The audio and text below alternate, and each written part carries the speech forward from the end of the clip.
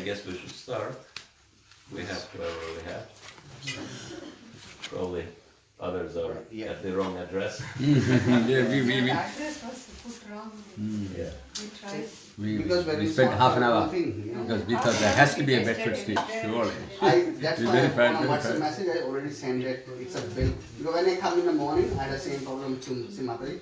I said, Mataji didn't tell me, when the because then we did a proofing and everything. Then I just put a message today in the morning itself. But you have to check our ISKCON and UAE WhatsApp group. That's why everyone. That's mad anyway. Alright, anyway, we start. Yeah. That's the thing. And whoever comes, they come. Can you follow? No, he can. Okay. Somebody can.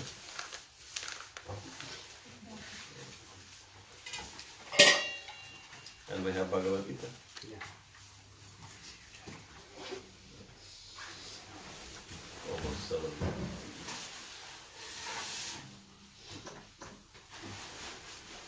Jai Radha Madhava Kunja Bihari Jai Radha Kunja Bihari Jai Radha Madhava Kunja Bihari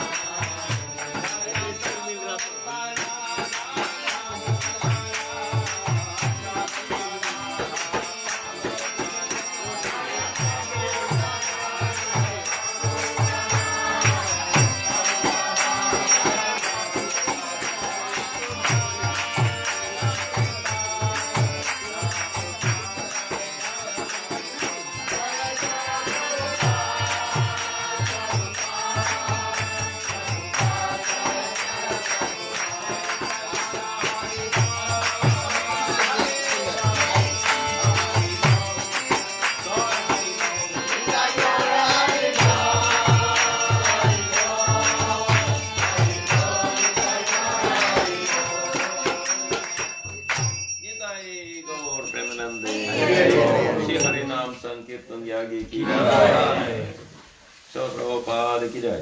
Iskon Guru Vrinda ki jai. Samaveta Bhakta Vrinda ki jai. All glories to the Samaveta. All glories to Shri Guru and Shri Gauranga.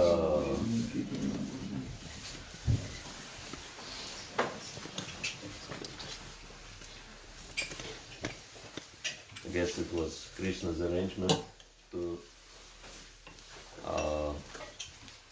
keep the group smaller.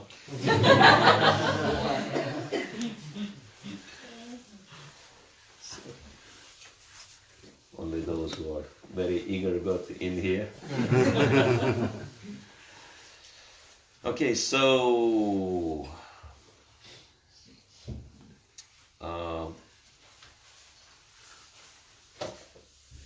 maybe we can ask our host any suggestions for the topic. Prabhuji, anything you think is going to be helpful for us?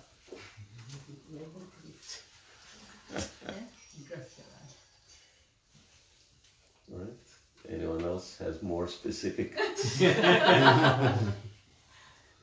Maharishi. I think on Friday you might have mentioned focus and these type of things. You gave a little list, a short list of kind of subjects you specialize in. Mm-hmm. Perhaps focus was one of those subjects, was that? Oh, yeah. Yeah, as yoga of success. Well, that's coming a little bit later in the sequence, and it's a training course, which is part of the Karma Yoga section in Bhagavad Gita, which follows the, these are the themes from the first 6 chapters, and it's from chapter 5, but it precedes previous steps because it follows the sequence of the yoga.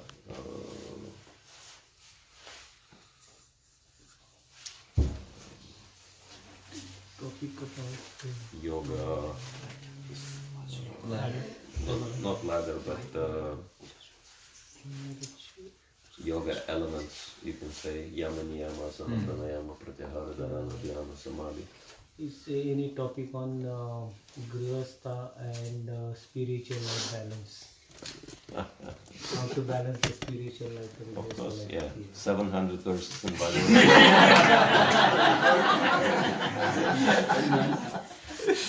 Because Arjuna was grihastha, and so he had to balance his spiritual and grihastha life. professional life. Yeah.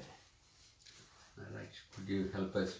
I've been in this temple for 12 years, and the number of devotees we have in the temple has not increased. Okay. If anything, has decreased. What are we doing wrong?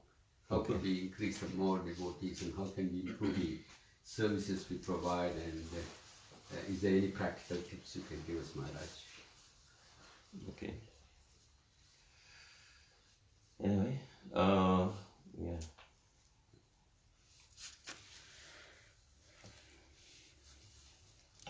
Devotees do not come out of nothing.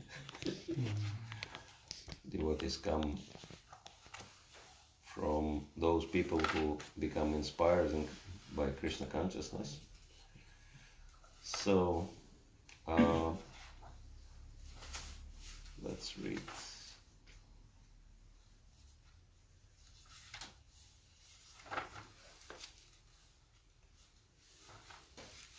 One of the famous verses in Bhagavad Gita, that is 4th chapter, text 11.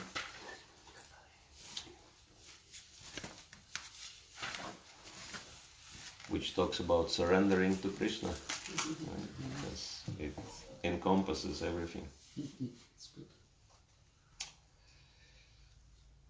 Om Agyanti Mirandasya Ginanjana Shalakaya Chaksharan Miritam Yena Tasmai Shri Gurave Namaha Shri Chaitanya Manobhishtam Stapitam Yena Bhutale Swayam Rupa Kadam Mayam Tadati Swapadantikam Vanchakalpatarubhyascha Kripa Sindhubhyavascha Patitanam Pavanebhyo Vaishnavebhyo Namo Namaha Shri Krishna Chaitanya Prabhu Nityananda Shri Advaita Gadadhara Shivasati Gaur Bhakta Vrinda Hare Krishna Krishna Krishna Hare Hare Hare Rama Rama Rama Hare Hare Tatayama Kiryayama Tura Vidur Nirmaya Kshete Yadamushu Purusham Mutagana Sadasya Simakayam Krishista Magavam Macham Sime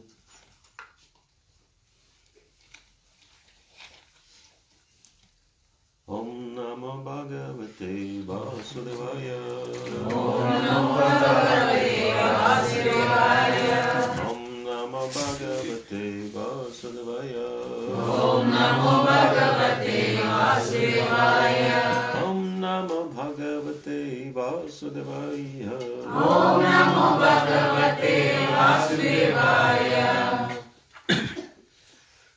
So, fourth chapter of Bhagavad Gita is called Transcendental Knowledge.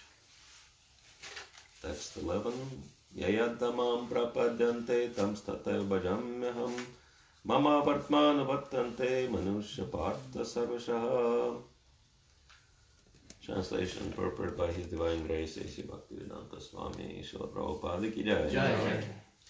As all surrender unto me, I reward them accordingly. Everyone follows my path in all respects. Asana Prita. Purport. Everyone is searching for Krishna in the different aspects of his manifestations. Krishna, the Supreme Personality of Godhead, too, is partially realized in his impersonal Brahma Jyoti effulgence and as the all-pervading super soul dwelling within everything, including the particles of atoms. But Krishna is fully realized only by his pure devotees. Consequently, Krishna is the object of everyone's realization, and thus anyone and everyone is satisfied according to one's desire to have him. In the transcendental world also, Krishna reciprocates with his pure devotees in the transcendental attitude, just as the devotee wants him. One devotee may want Krishna as Supreme Master, another as his personal friend, another as his son, and still another as his lover. Krishna rewards all the devotees equally, according to their different intensities of love for him. In the material world, the same reciprocations of feelings are there, and they are equally exchanged by the Lord with the different types of worshippers. The pure devotees, both here and in the transcendental abode, associate with him in person and are able to render personal service to the Lord and thus derive transcendental bliss in his loving service. As for those who are impersonalists and who want to commit spiritual suicide by annihilating the individual existence of the living entity, Krishna helps also by absorbing them into his effulgence. Such impersonalists do not agree to accept the eternal blissful personality of Godhead. Consequently, they cannot relish the bliss of transcendental personal service to the Lord, having extinguished their individuality. Some of them, who are not firmly situated even in the impersonal existence, return to this material field to exhibit their dormant desires for activities. They are not admitted into the spiritual planets, but they are again given a chance to act on the material planets. For those who are fruitive workers, the Lord awards the desired results of their prescribed duties as the Yogeshwara, and those who are yogis, seeking mystic powers, are awarded such powers. In other words, everyone is dependent for success upon his mercy alone, and all kinds of spiritual processes are but different degrees of success on the same path. Unless therefore one comes to the highest perfection of Krishna consciousness, all attempts remain imperfect, as is stated in the Srimad Bhagavatam 2.3.10. Akama sarva akama va mokshakamo darathi tivrena bhakti yogina yajayeta purusham param.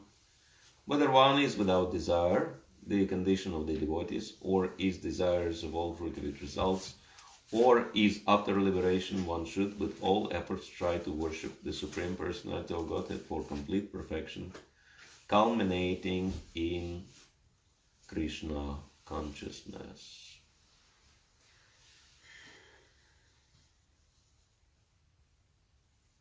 Yeah. So this is, I think, covering pretty much all the topics all of you suggested.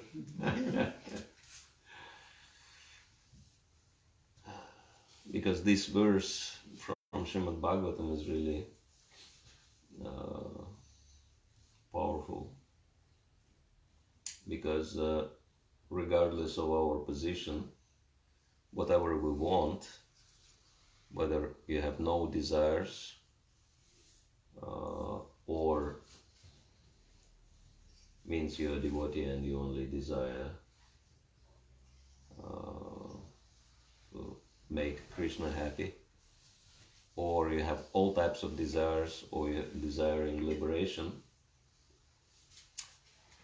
then if you have broad consciousness, if you're broad-minded, this is what Udaradhi means, or Prabhupada sometimes says, you have broad intelligence, then you can actually be focused in your practice, Tivrena Bhakti Yogina,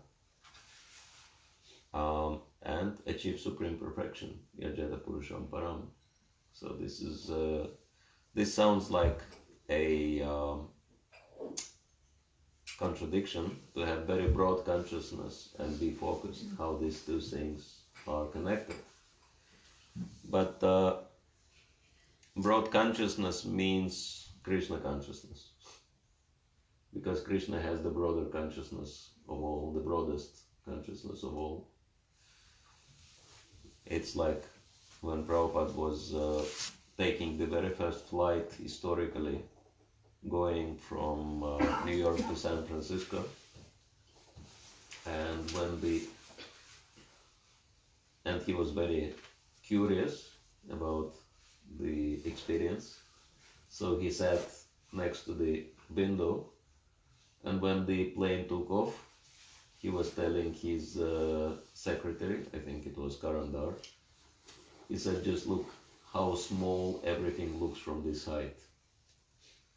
And then he said, just imagine how everything looks from Krishna's perspective. Right? So yes, if you have very broad consciousness, you can see everything, and you're detached from, it's like,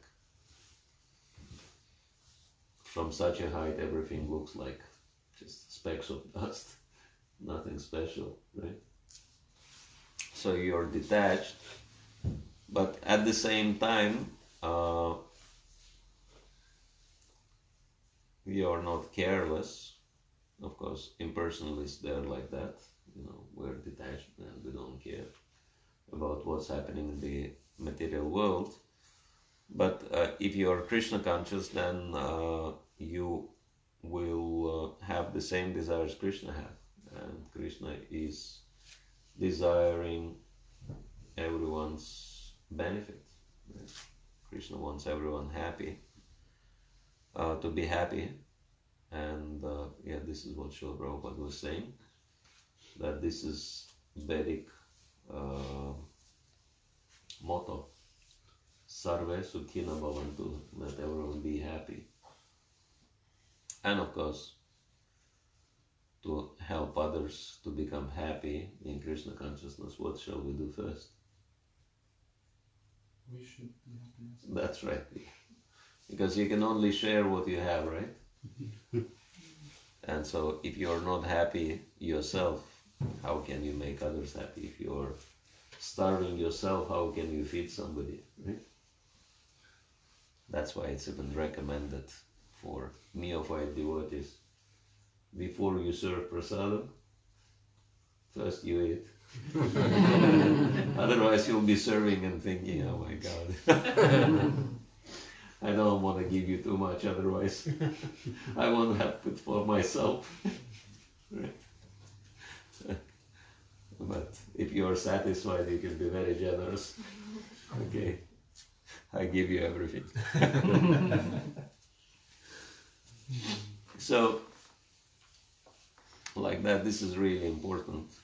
And this is what Chaitanya Charitamrita explains, that, Lord Chaitanya and Nityananda, they broke the storehouse of love of God. And so first they relished the taste of love of God themselves, and then they distributed it freely to everybody. So yeah, start with ourselves first. It's like the first instruction you get when you board the plane. When the oxygen mask comes, take care of yourself first, and put it on yourself first, then give it to someone, right? Else help others, because if you are dead, whom can you help? And so in the spiritual life, it's also important to have healthy selfishness. Chanakya Pandit says that for the sake of the family, you can sacrifice one member of the family. You can sacrifice yourself for the sake of the family. For the sake of the village, you can sacrifice the family. For the sake of the country, you can sacrifice the village. For the sake of the world, you can sacrifice the country. But for the sake of your soul, you should be ready to sacrifice everything. Right? So, therefore, this is the focus. That whether I'm really inspired myself in Krishna consciousness, and if I'm happy in Krishna consciousness myself. This is like my spiritual master often asking this question from disciples whom he haven't seen for a while. He says, "Are you happy in Krishna consciousness?" And I see the confusion on people's faces. Like, am I supposed to be happy? Why not? Why did you join this movement? To be miserable or what? You could be miserable in so many other situations, right? And so, yeah, that's why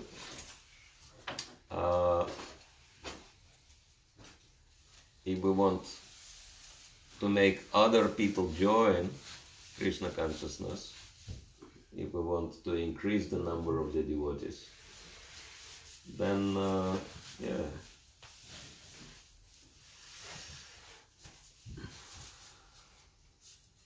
one Prabhupada disciple calls it self-effulgent preaching. If you're enthused, if you're happy yourself, then other people, they will be interested to also share Krishna consciousness with you. And then naturally, if you feel really happy, then you will feel compassionate towards others who are suffering, and you will want to help them to become Krishna conscious. And so you can see this is the motivation of Srila Prabhupada, and this is the motivation of all the acharyas, and this is also the motivation of sincere Prabhupada disciples and followers, that this is the only thing which moves them, and they're ready to sacrifice everything for that sake, right? Thinking of Jayapataka Maharaj, it's an amazing example, right? That he, because I know him for so many years, and earlier on, maybe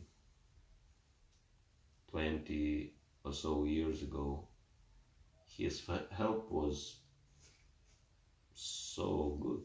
It was amazing.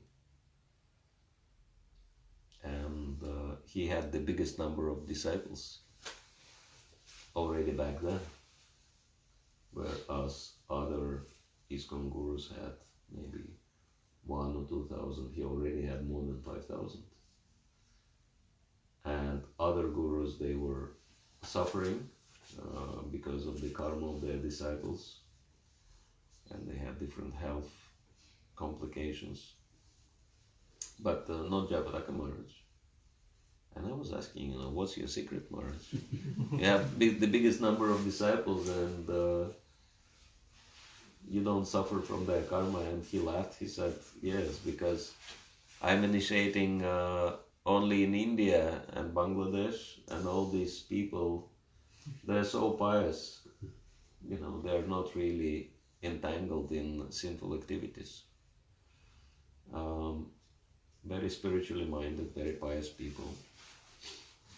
Maybe like Bengalis. What's the worst sinful activities Bengalis do? Okay, maybe they take fish sometimes. Like, okay, that's it. But, like Western people eating beef, oh my God, and do so many other crazy things. And so he said, yeah, their karma is very light. So even though there are so many of them, but I don't feel the burden of their karma. And I clearly remember that point when after one festival we were talking, and he mentioned that I've decided to start traveling worldwide and preaching Krishna consciousness everywhere now. And he did, and he started traveling everywhere. And naturally, so many people became attracted, and he started initiating Western disciples. And I could see immediately that his health started like plummeting. And then what we see now is actually the result of taking so much of the Western karma. And it's like amazing. He doesn't care. He's reminding me, spiritual kamikaze. Someone who is on the mission, sacrificing himself for everyone's benefit. It's interesting. The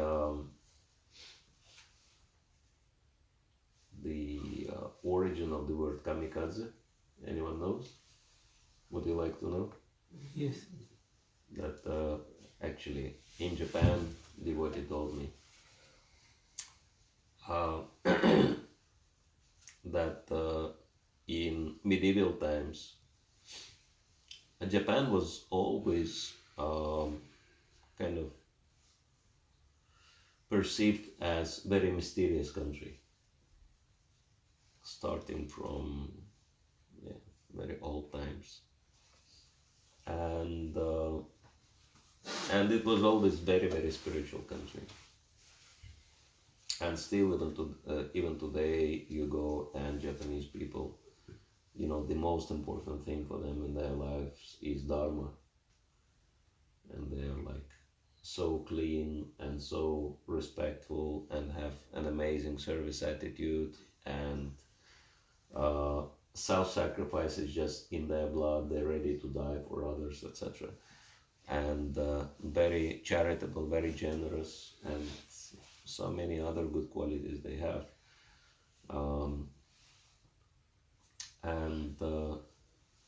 Sometimes, and honest, so honest. Like, many times they commit suicides because they let someone down, and they feel such a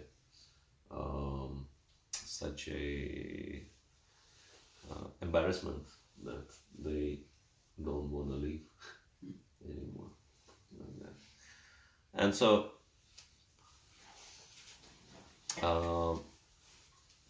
when Mughals were conquering the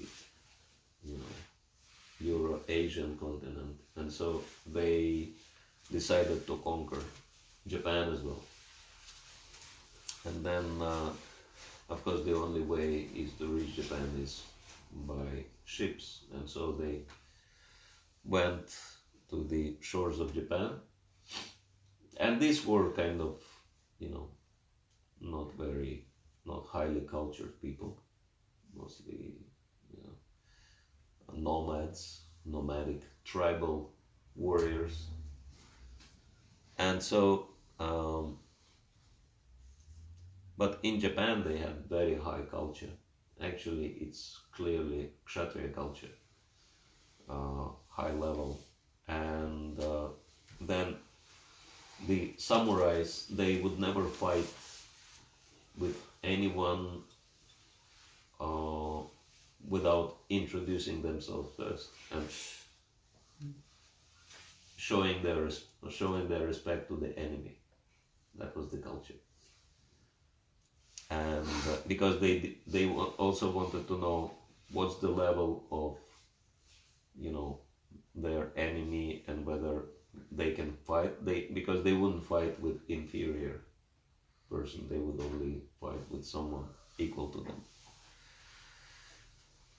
And so when the Mughals arrived to the shores of Japan, and then they would like challenge the samurais, and samurais would come out and they would say, I'm such and such, I belong to such a clan, etc., introduce themselves.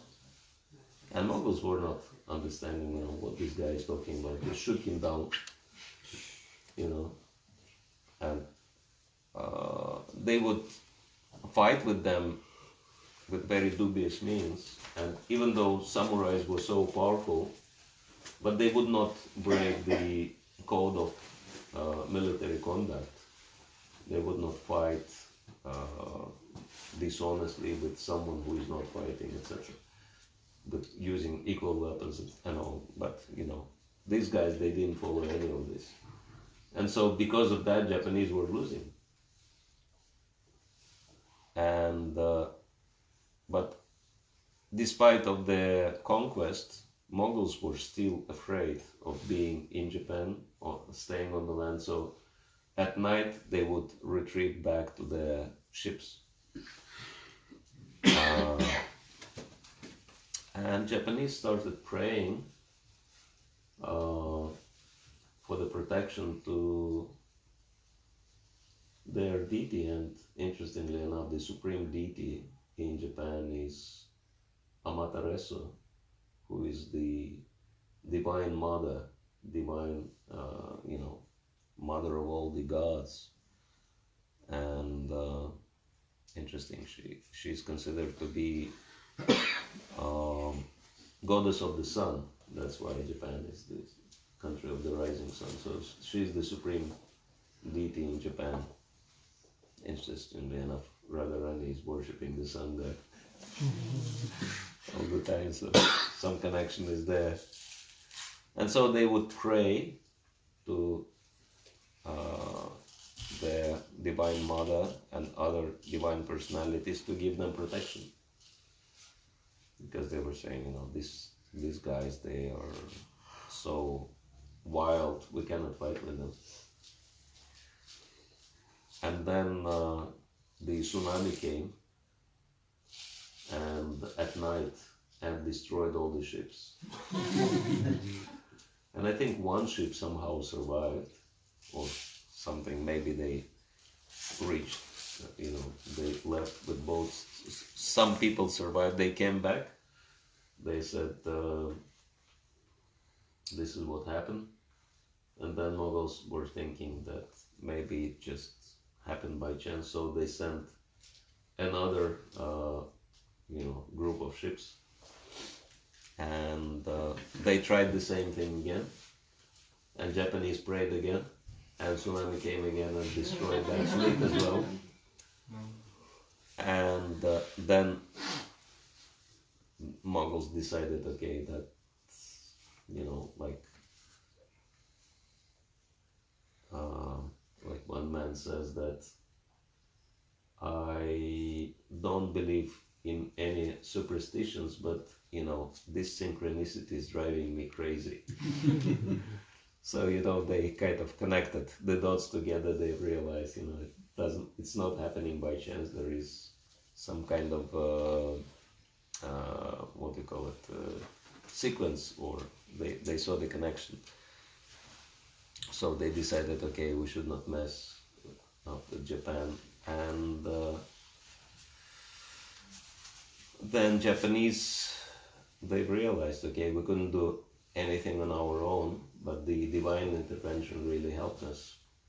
And the divine, the word divine in Japanese language is kami, which is again very interesting, parallel with Vedic, because kami is also referred to demigods in Bhagavad Gita, for example, because kama is desire and kami is one who is fulfilling the desires. So demigods are those who fulfill the desires. So pretty much the same word is used in Vedic, in Sanskrit, and in Japanese. Kami, divine personalities, divine power. And kadze in Japanese language means wind. So basically, kamikadze means divine wind, because this was the divine wind which helped them to defeat those fleets. And so then historically this became known as divine force helping in fighting. So that's why those suicide bombers, they call themselves kamikaze also. So this is the history. And yeah, such devotees like Jayapataka Maharaj, you can see, they don't really care about their own benefit whatsoever. It's like all the pleasures of the world are connected to the body. And if you destroy your body, what kind of pleasures you can enjoy. And it's very interesting that in Russia he was doing one, and of course he's like so popular and so many devotees want him to do so many programs a day. And when he came to Russia, devotees wanted him to do like 6 programs a day or something like that. Basically around the clock. And his secretaries, they thought this is like really going overboard, and they cancelled one program. And so, because they wanted Maharaj to take it a little bit easier, but they didn't ask Maharaj. And when he found out about it, he called his secretaries and he said, "Do you think I'm really enjoying life in this ruined body? Do you think this is why I'm in this world? My only reason to be here is to preach, and this is my only happiness in life. I don't have anything else to enjoy. And what you're doing, effectively, you're depriving me of my only happiness. So don't do that anymore, right?" So this is amazing. And so, yes, it's pretty amazing that Srila Prabhupada trained these kind of, disciples who are carrying on his mission so powerfully and so selflessly. So it's like, it says that the tree can be judged by the fruits, and so we can see just by coming in touch with Srila Prabhupada's empowered representatives, we can, even though we haven't met Srila Prabhupada, we can only understand how amazing Prabhupada was and is, right? And so, yeah, this is the inspiration for someone who is really Krishna conscious. And then Krishna reciprocates with that very powerfully as well, as he says in this verse. And the whole purpose of Krishna consciousness, the whole objective, is to surrender unto Krishna. This morning we've spoken about it. And Krishna explains in here that he reciprocates with everybody according to their level of surrender. And everyone follows his path in all respects, because there is only one path, which is Krishna's path, right, in this world, because there is nothing but Krishna. And everyone is depending on Krishna for everything. Even the most materialistic and atheistic people, they also depend on Krishna, right? Normally they say, thanks God, I'm an atheist, right? It's really, if you don't believe in God, whom you thanking?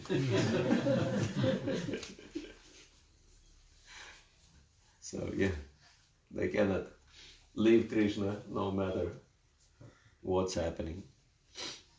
And it's quite interesting that these atheists are such strange people, really.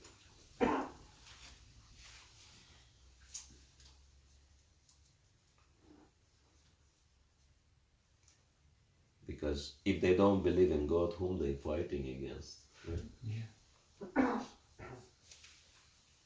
If you don't believe in something, why do you have to talk about that all your life? And there is one very interesting book in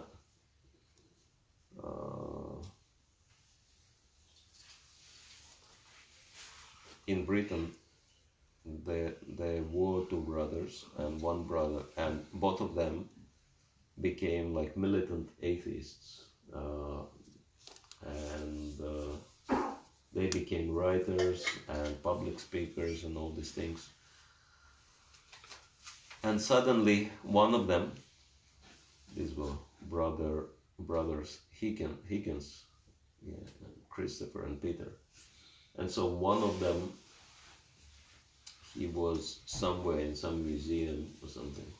And then he saw a painting, which was the what is it called? Final Judgment, the Day of Judgment, something like that. Some famous painting. Last Judgment. Not Last Supper, no. The painting which depicts hells, what's happening in hells, where the sinful people go.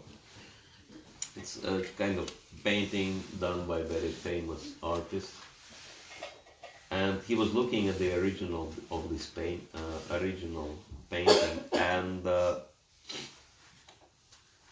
that so many amazing works of art and music and poetry and literature are so famous throughout the centuries because they were dedicated to the Supreme Lord, right? It was based on divine inspiration. That's why they survived the test of time. Whereas other things which kind of motivated by lust, anger, greed, they don't really last for too long. And so this painting was definitely divinely inspired, and it actually had a profound effect on his consciousness. And he was looking at this painting, and suddenly it just dawned on him, this is where I am going. And he was so horrified by this realization that he decided to, stop his atheistic pursuit, and he became a believer. He became Christian. And then he was thinking, what happened to me? Why was I, such a strong atheist most of my life? And then he was thinking and thinking about it, and then he realized that it was never about believing that God does not exist. It was actually about understanding that God is there, but I don't want him in my life at all. And then he wrote a book which became a bestseller, and the book is called Rage Against God. And this book is very interesting because it actually is based on statistics. Sometimes people write books, but these books are just their opinions. They're not based on facts and figures, and so they're not taken very seriously. But this book is based on hardcore statistics and history, and that's why, everyone had to take it seriously. Like, whether believers or non-believers, everybody.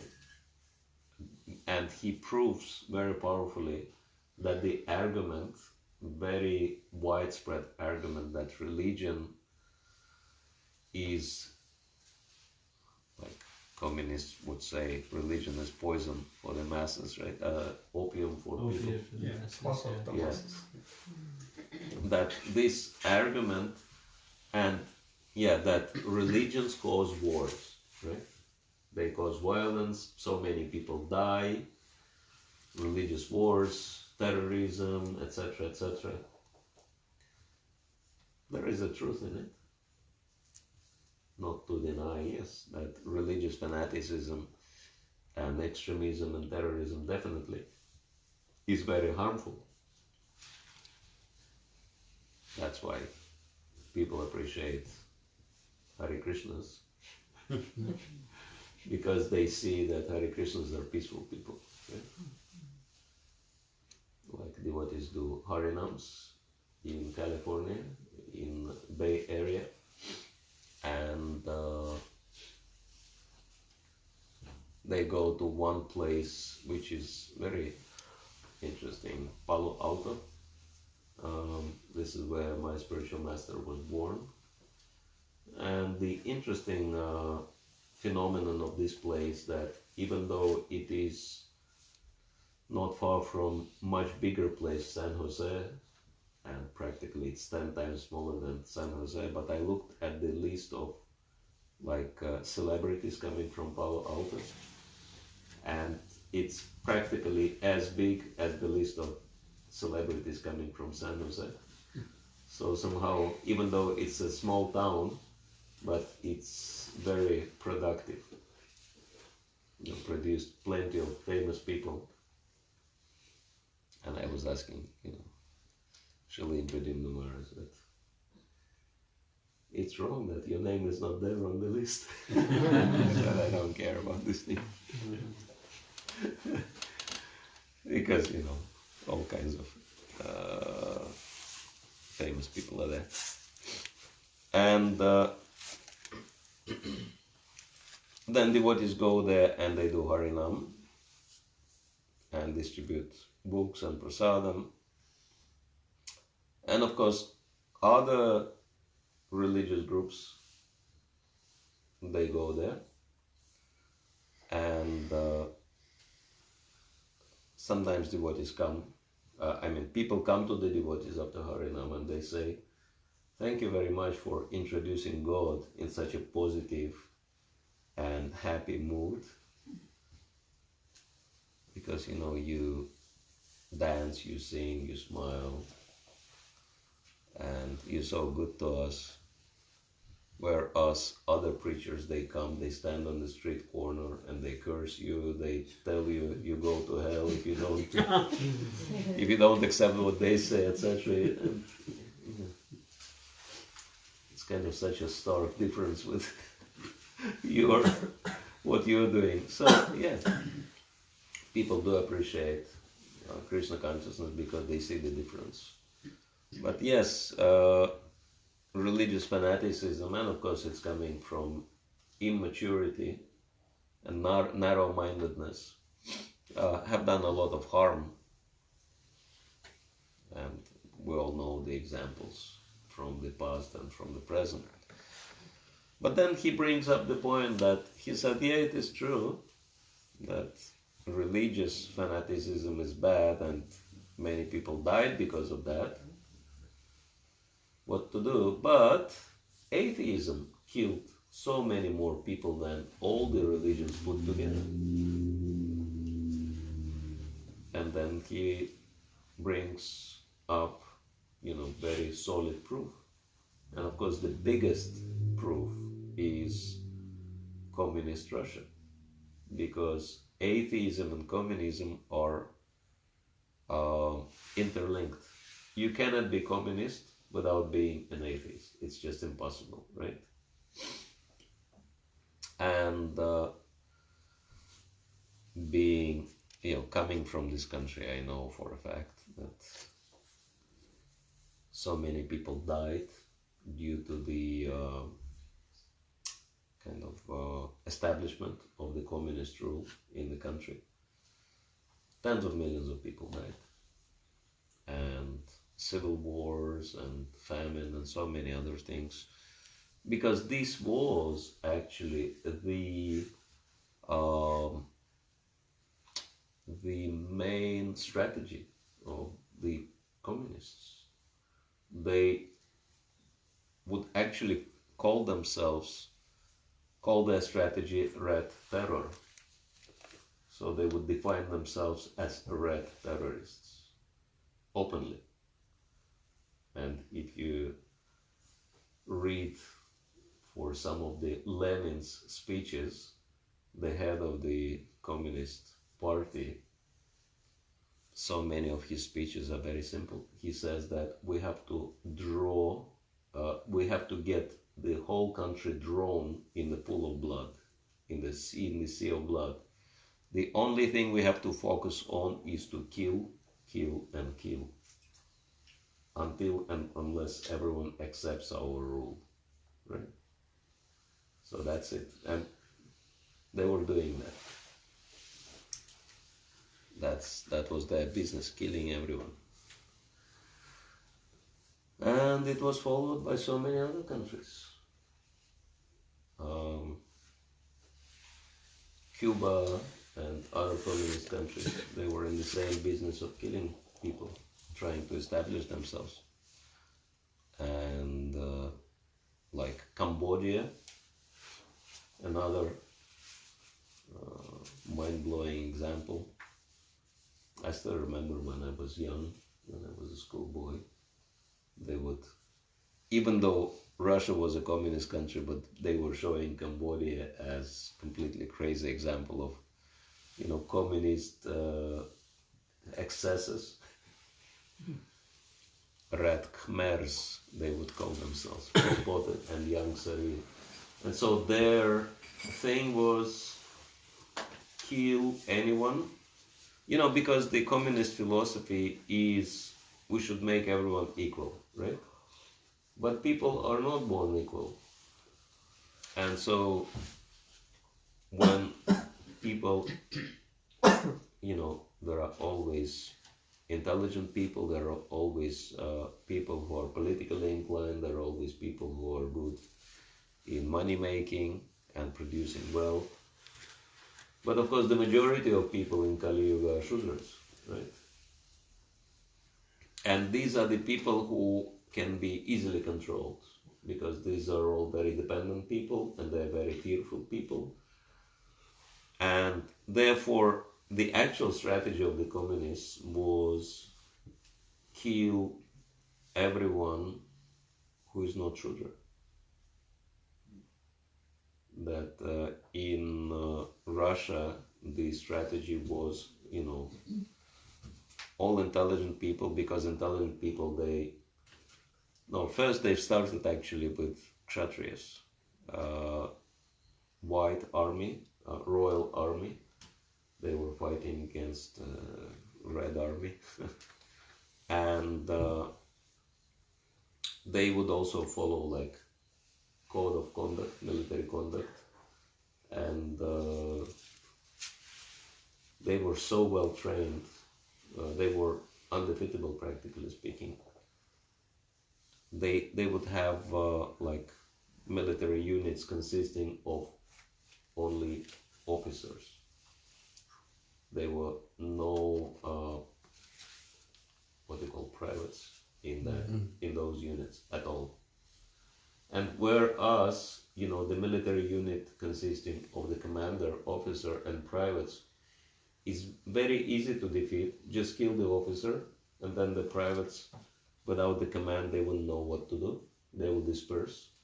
But this unit was completely undefeatable because you kill anyone, you know, you kill the commander, the next in rank will take the charge. You kill that, the next in rank will take the charge. You can disperse them all, every single one, every single man in the unit. He knows what the task is, and he can accomplish that task even individually. So they were unstoppable. Unless and until you kill every single one, you cannot stop them. So the communists, they were so afraid of them, and they knew for a fact they cannot defeat them honestly. So they would kill them at night, they would kill them from behind, they would use all kinds of dubious means just to eliminate them. And they did that because, you know, those officers, they would not, that army, they would not, you know, it was below their dignity to break the, you know, cultural norms. And so they were eliminated like that. And then they would eliminate all the thoughtful people in the country because they would provide ideology, etc.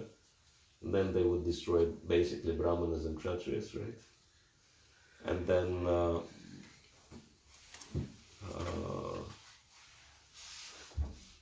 only the Vaishyas were there.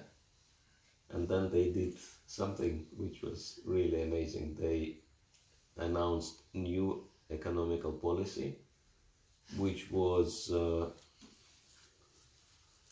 to allow anyone to do trade and make money. And so everyone with Kshatriya, with Vaishya, you know, skills, they started trading, they made money, and then the government snatched all their wealth away and killed them all. And many of them, you know, managed to escape, but those who didn't manage, they were killed. And so Russia was super cultured place before that, but then, you know, they've destroyed it all. And they actually, the only thing which was left, you know, like, there were practically only Shudras there.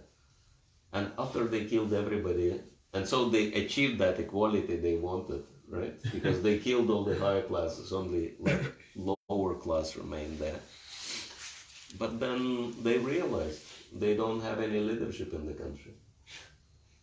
And so they realized that we actually need some leaders. We need some people with brain, because, you know, what do you do with all these brainless, you know, crowds?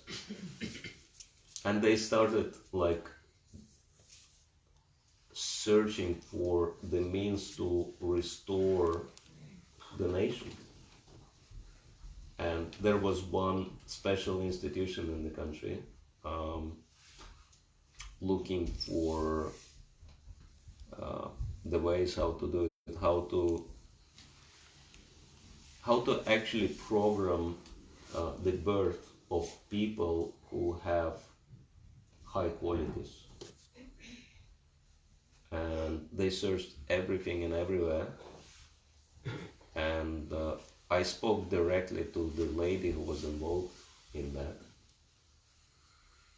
Probably she already passed away, because that was many years ago. She was already very old, and she worked in that institution. And she said the thing they discovered before the Second World War was samskara in Vedic texts. Because samskaras, if you do it right, it can actually program the birth of the person you want. You know, you can have, you know, because they calculate astrologically the exact day of conception, the exact time of conception, and then by focusing your consciousness on the person you want to have, you can attract the soul you want to have. And so, you know, you can program, you want a boy, you want a girl, you want this child to be Brahmana or Kshatriya or Vaishya, anything, right? You can actually program, you know, the level of health, the level of intelligence, everything. And then they decided to implement that, but then the Second World War disrupted their plans. But it was amazing that searching throughout the world for the technology, how to restore the, you know, quality population they think they chose was samskaras, which shows how, you know, powerful the Vedic approach is. Anyway, in that in other places like Cambodia, they were also doing the same program, eliminating anyone who was smart in any way, shape, or form, right? Because they were thinking smart people are very dangerous. We have to kill them because, you know, otherwise they can lead people against us, right? And so then at some point they, you know, how do you know if someone is smart or not? Because if you are smart, you have to be killed in that country, right? And then they needed a guideline, who is smart and who is not. And then they came to a conclusion, anyone wearing glasses has to be killed. Because, you know, the calculation was, if you're wearing glasses, you know, you probably like reduced your vision due to too much reading, right? You read too much, so you must be very smart, so you have to be killed. So at some point, you know, ridiculous as it sounds, they started killing anyone with glasses. And so, I mean, people may not be even smart.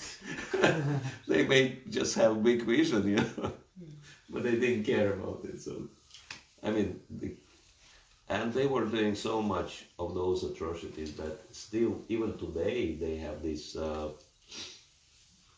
death fields. They actually left all this as kind of, you know, grave reminder of this horrible past. You know, you will see, if you go to Cambodia, you can see that those stacks of human skulls, you know, like mountains really of human skulls, collected in certain locations because they were killing so many people. And so it was happening pretty much, you know, all over the world, this red terror. And so many people were killed. And he says it's atheism. Because these people, they wanted to establish themselves as gods, right? And so the number of victims of that, of atheism, is so much greater. And of course we know that atheism destroys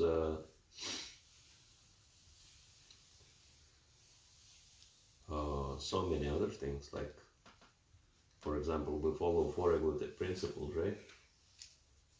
We don't drink, we don't smoke, we don't take drugs. Why? Because initially, even if we don't know why, but this is the rule. This is what my Guru Maharaj tells me to do. This is what other devotees tell me to do. This is what Krishna tells me to do. Then okay, I follow. Then I understand. Okay, oh my God, you know, I destroy my brain with that activity. Thanks, Krishna, I'm not doing that, etc. And yeah, so many problems. But all these things, they come from godlessness, right? And so, yeah, atheism is destroying people in both ways. They destroy each other, and they destroy themselves as well. So it's, purely suicidal direction. And so then he wrote this book, Rage Against God. So just trying to fight against God in this way, people destroy their own lives. And so that's why Prabhupada said this is our main enemy: godlessness, materialism, atheism. And in regards to the tradition, it doesn't really matter what people follow as long as they follow. I had a very interesting experience at book distribution in London, which helped me to understand how Prabhupada is right about any tradition.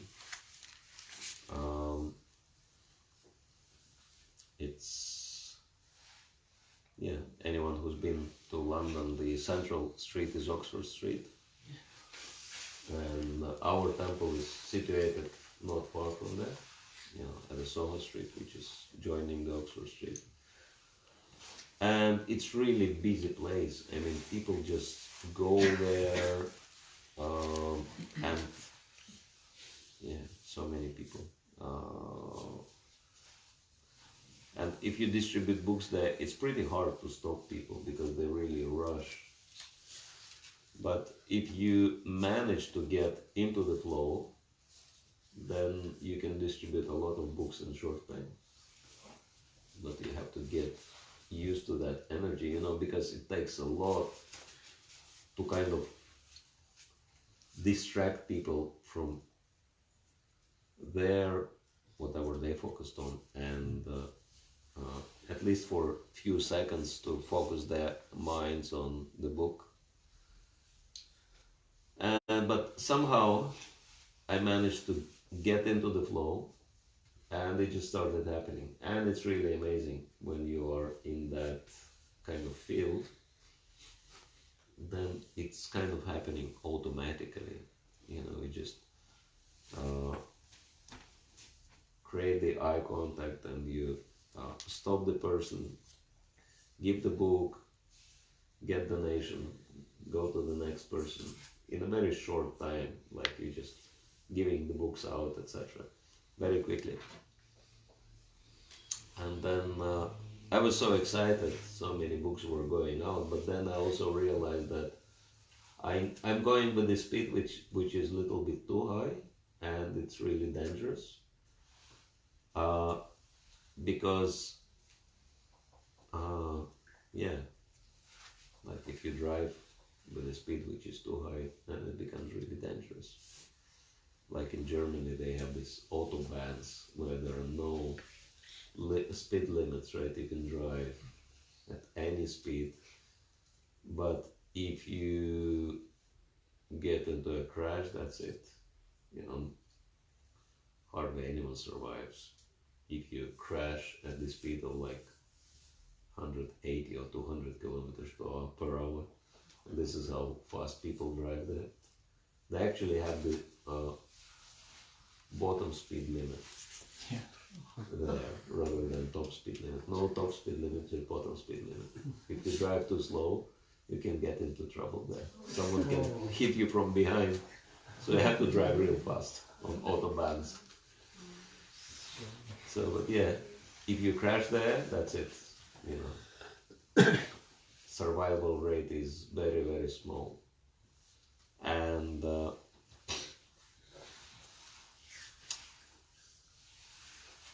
in the same way, if you get into fast lane in everything, then it becomes dangerous.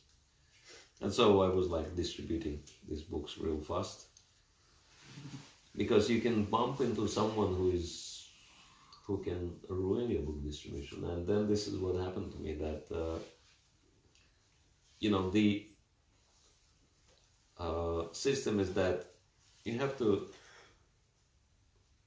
before even establishing eye contact, you have to and book distributors, they kind of get that sixth sense from Krishna, whom to stop, whom not to stop, because some people you don't want to stop, but just let them go. So you have to look at the person, analyze whether he's worth of stopping or not, and then establish eye contact, and then smile, and then stop them, talk to them, a few words, give them book, ask for donation. That's it, right? These are the procedures. But I was going at such a high speed that I didn't have time to even analyze whether it's worth stopping. I was just basically shooting from the hip. And so I've stopped someone, immediately established eye contact and stopped him. And after stopping, I realized I've stopped the wrong person. But it was too late. And he was basically crazy. And also Christian fanatic, which is the worst possible combination. And then, I realized, and I didn't know what to do. I said, I have these books, but I'm not sure if you're interested. And he said, I'm interested to make you stop this book distribution. That you're doing devil's work here, and I have to stop it and accept Jesus in your life and all whatever they speak. I said, it's fine, brother, no problem. We love Jesus, we love you, everything is good. He said, no, it's not good.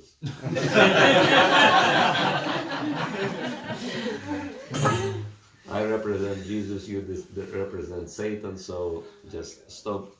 And I told him, it's all right, no problem. I'll do whatever you want. We'll see you later. And he said, no, I'm not going. I want to see, if you're really ready to follow what I say, you have to put these books in the trash can. Right? Oh. And I said, these books cost money, so I can't do that. But he kept going at me. And he was like, okay, I don't really have time, I have to go. He said, no, I'll follow you. And he was basically following me and, telling me whatever he was telling me. And I was like, oh, Krishna, what? Why have I done this mistake?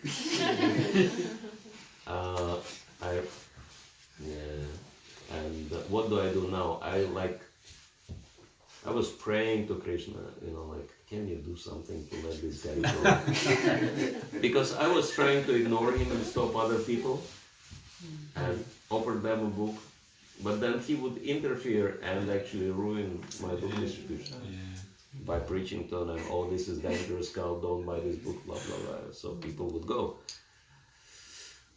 And I was trying to escape from him, but he wouldn't, he would follow me. He became my convinced follower. And then I was just walking around. I stopped even trying to stop people. I was just praying, Krishna, please do something to take him away. And he just kept talking behind my back, preaching to me. And then I was passing by one shop, and there were two men, and they were basically cleaning the windows. And I guess this scene was so kind of unusual that they stopped cleaning the window, because I was dressed in devotee dress, and all these guys, they were, this guy was following me and getting on my case. And then they were they stopped their work and they were looking at the scene very intensely. And I stopped, I looked at them, because, I started already I couldn't even take this seriously anymore. I was thinking, this is so ridiculous. It's kind of Krishna's joke or something. Sometimes people say that I have no idea who is writing the script of my life, but definitely that person has a sense of humor. So like that, and I looked at them, and they were like watching and listening, because probably it was really funny to see, like fanatical Christian chasing Hare Krishna around. And they looked very amazed. Their eyes were like so big, like Jagannath's eyes, looking at us. And I looked at them and I said, what's happening? You also Christians or what? And one of them got so offended, he said, "What Christian? I'm a devout Muslim." Oh. And I thought, well, this becomes even more interesting. Because I cannot distribute books, what do I do, right? So let's just see what Krishna is arranging here. And I told him, well, if you are Muslim, do you agree with what this guy is talking? And he said, no way. He talks loads of rubbish. And I told him, would you please talk to him? I tried, I failed. Maybe he will listen to you. He said, of course I will. And then, he started preaching to this crazy Christian. And I never heard this kind of powerful preaching in my life, because he was also operating statistics. And he started his speech with something like, wake up, brother, and understand that your Christianity is fully outdated. It does not exist, because every single second there are 2 Muslims appearing on the face of the earth. And in so many years, there will be only Islam on the planet, and everything else and everybody else will be gone. So your Christianity is finished. So forget about all this outdated stuff. Accept Islam. And they started preaching to him so heavily. This Christian tried to say something, but this guy was too powerful. And funny enough, his colleague, he probably never saw him in this role of such a powerful preacher. And he was looking at this is unbelievable. And they kind of fighting with each other like that. And he's looking at them and he's telling me, I cannot understand this. Why do they fight for the sake of God, in the name of God?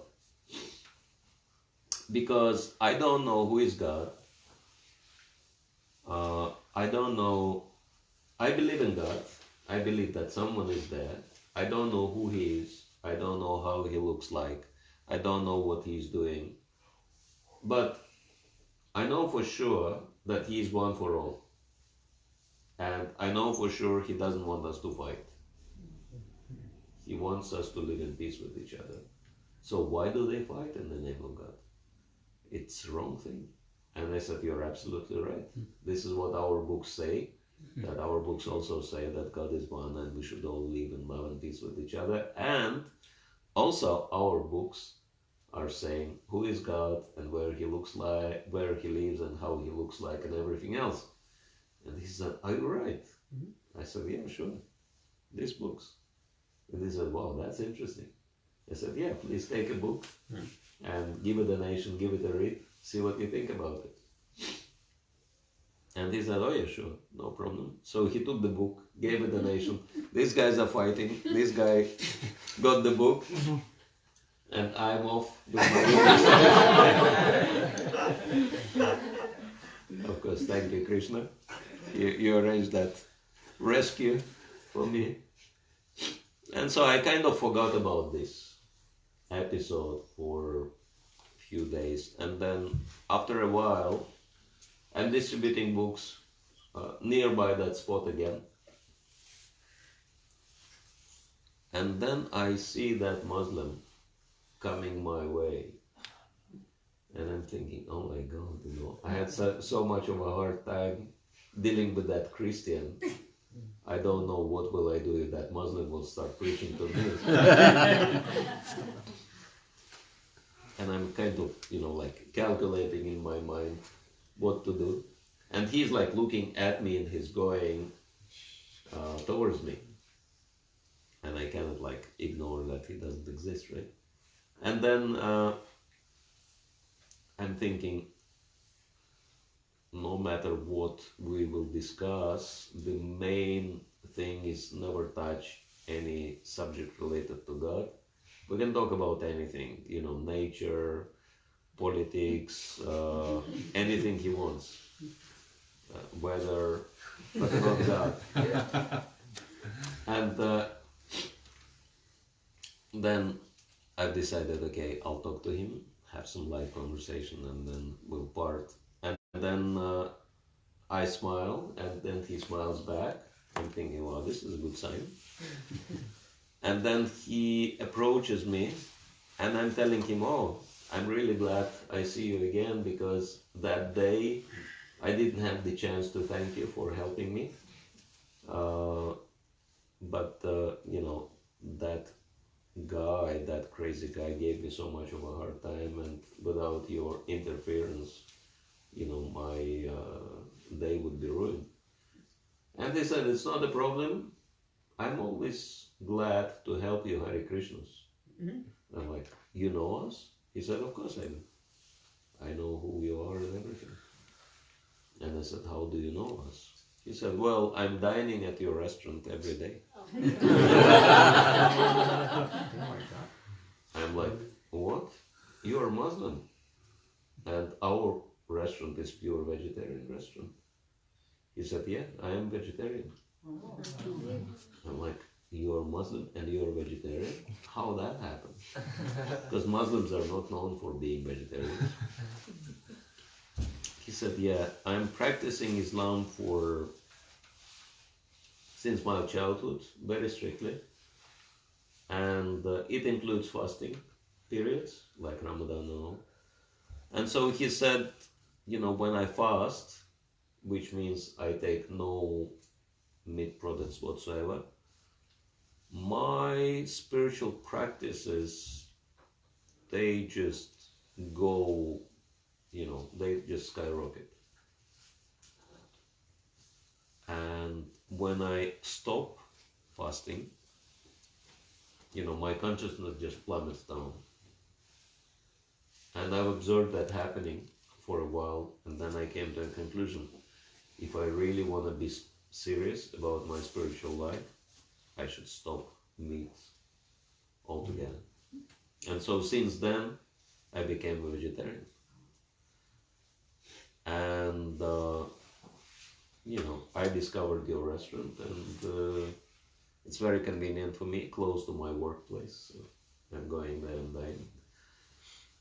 And I said, wow, this is amazing,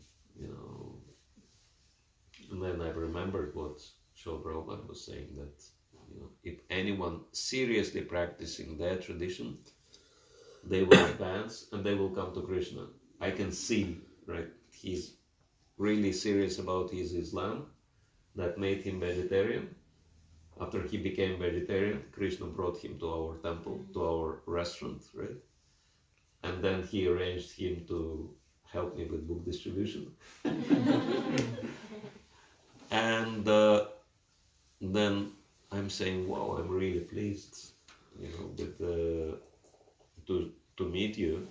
You must be one of the most serious Muslims I ever met. Serious in your spiritual practices. It's very rare. He said, yeah, unfortunately, not many people are so serious. And then I said, I wanted to reciprocate with your help somehow, and I have these books. I don't know if you want to read.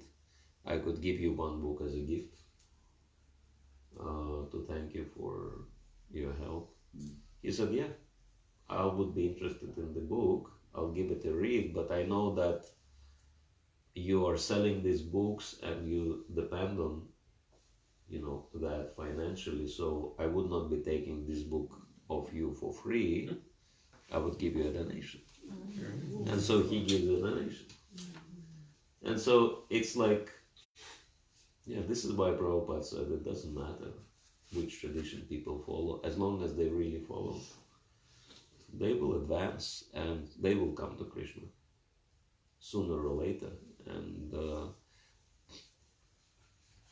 our main enemy is atheism, materialism, not this tradition or that tradition. So, because Krishna consciousness is purely spiritual, has nothing to do with different traditions. So, is it helping in any way to understand something? So, if there are any questions or what is the situation in Russia now? Is there total freedom for religion? Or? No. Supposed to be, but then Russian Orthodox Church is trying to claim monopoly on the country. Their motto is one country, one religion. One country, one nation, one religion. That's their policy now. And they try to eliminate all new religious groups. They have successfully eliminated, at least they banned Jehovah's Witnesses already. Now they are in the process of banning Scientologists. And we are the third ones on their list. And they try really hard. And what's the government doing about it?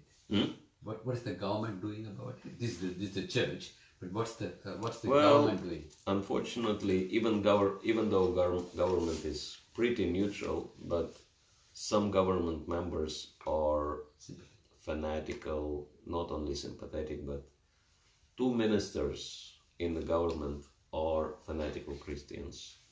And unfortunately, these 2 ministers are Minister of Home Affairs and Minister of Justice. So with this kind of, combination, it becomes really hard because they have very powerful influence. All the police forces and judicial system is under their control. So, but we'll see. They've tried with the Gita trial case. Yes, that's right. Didn't work out so well. So they're trying other ways now. Maharaj, we understand Krishna protects according to the level of surrender. But when we have a crisis like if we lose a job or anything, like serious thing for a grihastha family.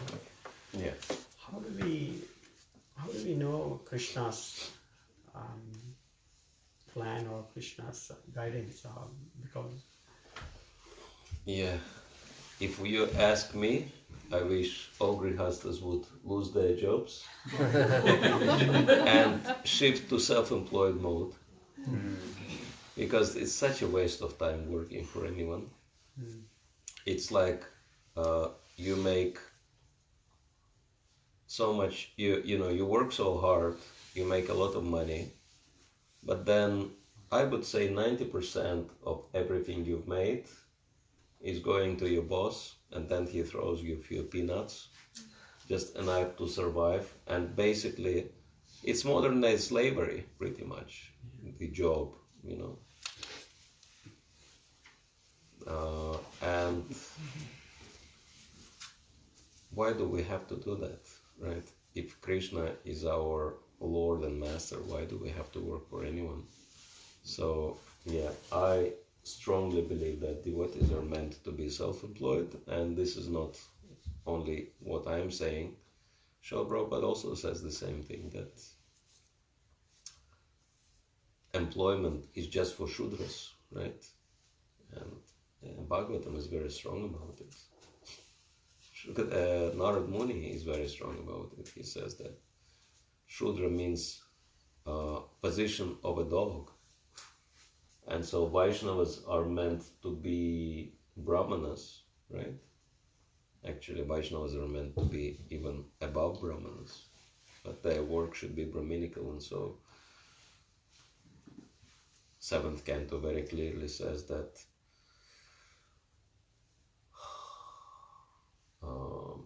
Brahmana can, in case of emergency, Brahmana can do the occupation of Kshatriya or Vaishya, but never of a Shudra, because it's a position of a dog.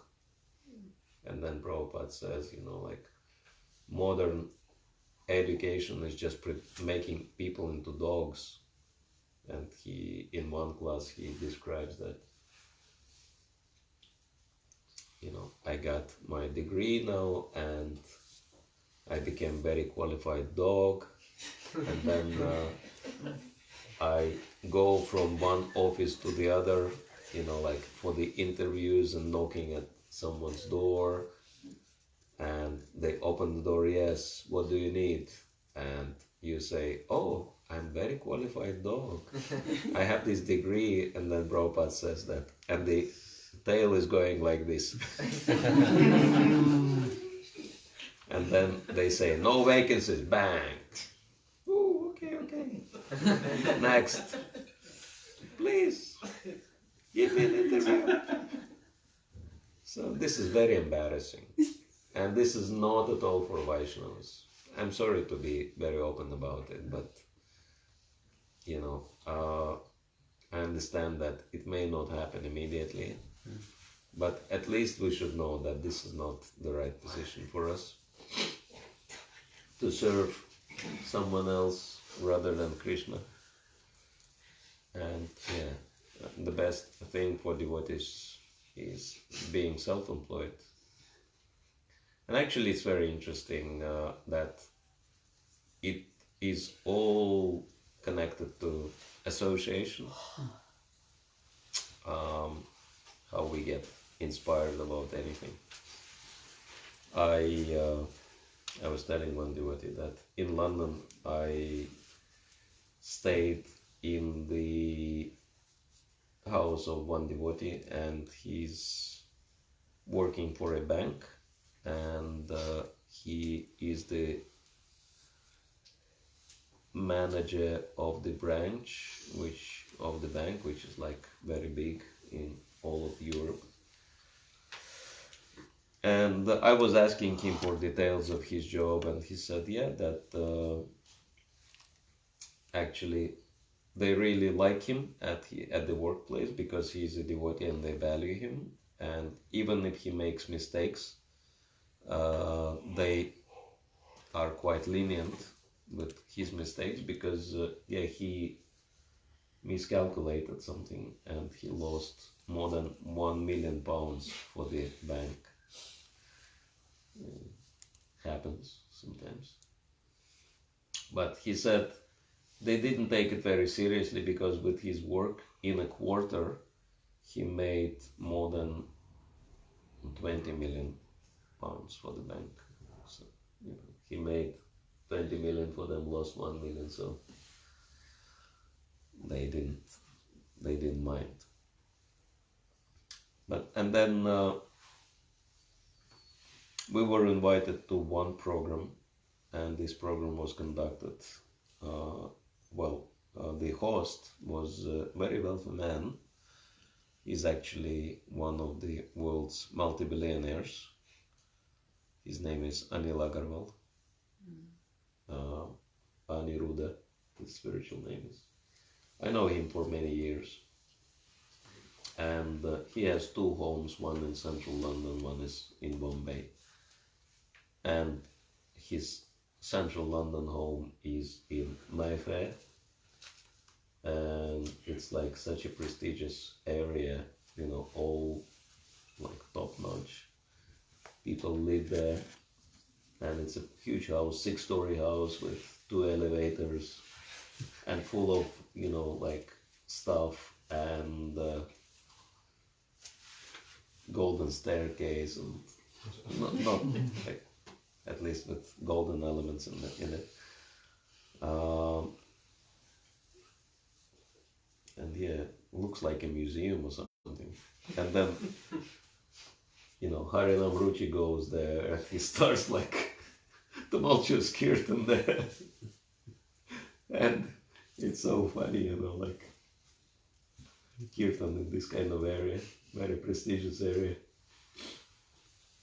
All the neighbors can hear, of course.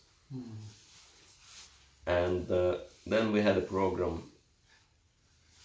and this devotee is like really amazing because he is a perfect example of what Prabhupada said. One should be like lion at chase and lamb at home. And he's a very aggressive businessman, but when he is with devotees, he's like humility personified. And he does so much service to the devotees, always helping the devotees in every single way, very generous with donations. Like every time he has a program in his home, he invites all the devotees to come, like 100, 200 people come to his home. At the end of the program, his secretary is standing there with like stack of envelopes and gives a donation to every single devotee who came to his home. Like that. And he's actually investing £1 billion into Vedanta University in India, etc. And he personally gave me a lot of support, not just financially, but with advice and with his contacts. Like he has amazing service attitude. And I started, and he's like so simple also, like sometimes he comes to the temple using public transportation, even though he has like so many cars, Bentleys, Rolls Royce, etc. But he says early in the morning he doesn't want to bother his driver, so he comes by tube, right? By underground. No bodyguards. And if you see him in the temple, you will never ever in the world make out that he's like one of the multi-billionaires. I actually got to know him in a very funny way because I was requested to do the Gaur Aratik and in the temple, and then the temple devotees were dancing, but the congregation was kind of standing at the back, and yeah, mostly Indians, but one was dancing very actively, and I was thinking, okay, let me get him involved, and then we can pull everyone into the kirtan. And it happened, and we were dancing with him and, twirling around like that. And I gave him microphone, he was leading Kirtan. And then at the end of the Kirtan, one devotee said, "Oh, it's amazing how you made everyone dance." I said, "Yeah, this congregation member really helped." And he said, "You know who he is, right?" I said, "I have no idea." Then when he told me that this is one of the world's richest men, I was thinking, if I would know, I would probably never pull him out like that. You know how you do in Kirtan, sometimes you push people, you make them dance, and you don't behave like that with people on that level, but I had no idea. But he really liked it. And so from that point we became really close friends. And then,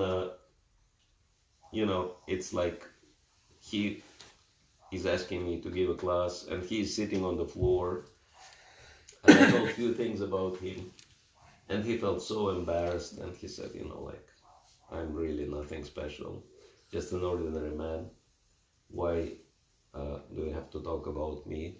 There are so many wonderful devotees here. And he said, all the devotees can achieve anything they want in life. and it's only two things which require for that.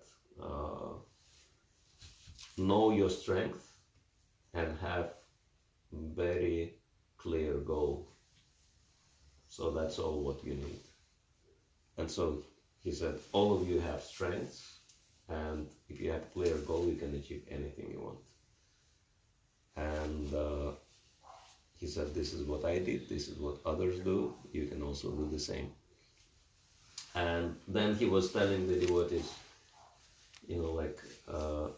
tell about one strength of one devotee you know here, and let that devotee tell what is your goal.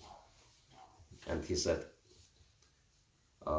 you should tell, what do you want to do for Krishna in 10 years from now?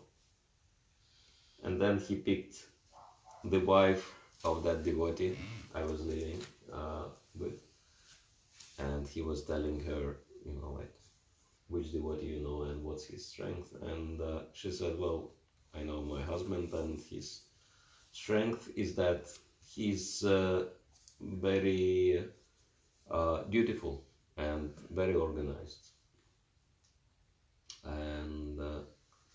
And he's like second generation devotee, born in a devotee family, and he's kind of youth leader in that community. And then he was asking him, so what do you do in life, and what do you want to do for Krishna in 10 years? And he said, well, I work in a bank. He didn't even say that he is the bank manager, director of the branch. He just said, I'm just working in the bank, and in 10 years, I just want to carry on doing what I'm doing. I'm quite happy with what I have now and what I'm doing now. I'll be happy to do that in 10 years from now. But then Anil Rao told him, no, that you should have some serious goal in 10 years. And that devotee said, no, but I'm not ambitious, I don't want. He said, no, you should. And then he actually pressed him so hard. And then I told this devotee, if you know who he is, and if you want to get off the hook, I'll tell you what you will like to hear. He said, what is it? I told him, tell him that in 10 years you want to have your own bank. Wow. Hare Krishna bank. He said, okay, no problem. In 10 years I want to have my own bank. And then, everyone clapped and everyone was happy with that. So they moved to somebody else. But then when we were driving back, he kind of told in a half-joking way about it. But when we were driving back, I said, it's actually interesting, because he singled you out of all the devotees. Well, he asked few, but he was one of the first ones, right? And it's actually Krishna's arrangement, because he didn't know who he is, right? It was their first kind of personal interaction in life. And so it's really Krishna's arrangement. And look at it like that nothing happens without Krishna's will. And so you were telling me that you made more than 20 million pounds, which I suppose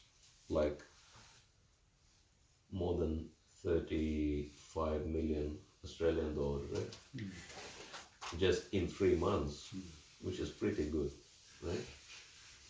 And you made all this money, but do you think this money is used for Krishna or for any spiritual purposes? He said, most probably not. It's just going for self-gratification.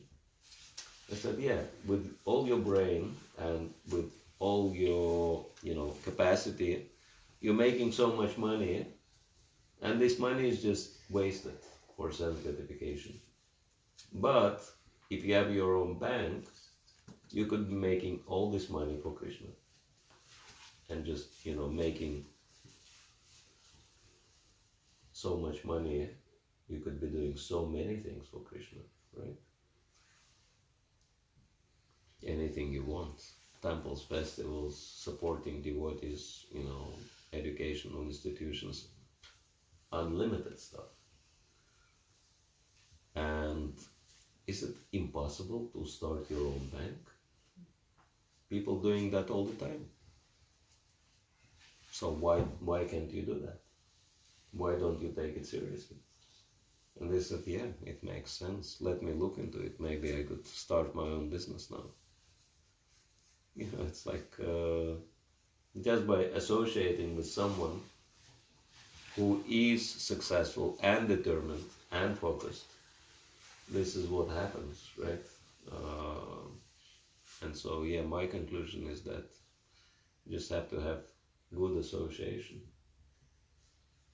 to transform your life.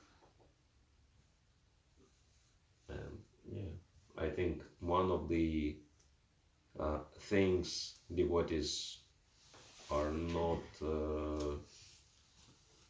understanding, many devotees do not understand that it's actually good to be ambitious, but ambitious not for your own self-gratification, but ambitious for Krishna, right? Set yourself very serious goals. And it's like, it's better to fail trying to do something serious than succeed in something ridiculous, right? It's like, better to fail making $1 billion, and okay, you failed, so you only made few millions, than succeed watching TV or something, right?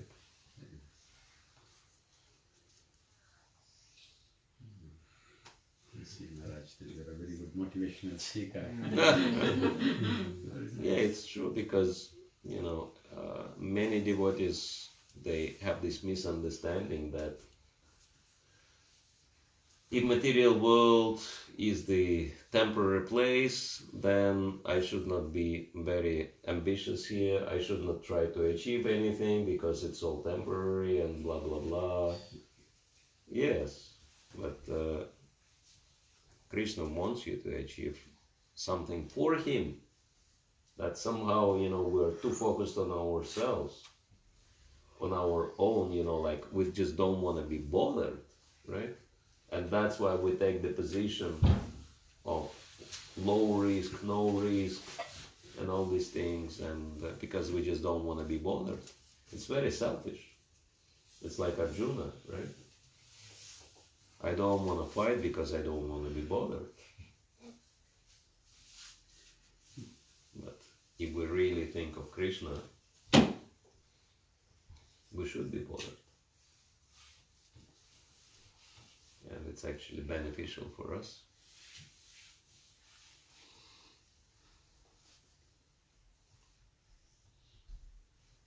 Yes or yes? Thank you, Prabhu, for this nice question. That's very nice discussion. Hare Krishna.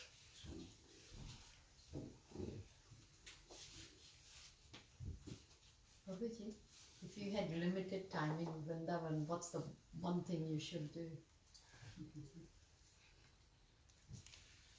Limited time? What do you mean, limited time? So just say if you've just got one day or something, sometimes, we haven't got enough time. What's the one thing that we should do while we're Yeah, one day in Vrindavan.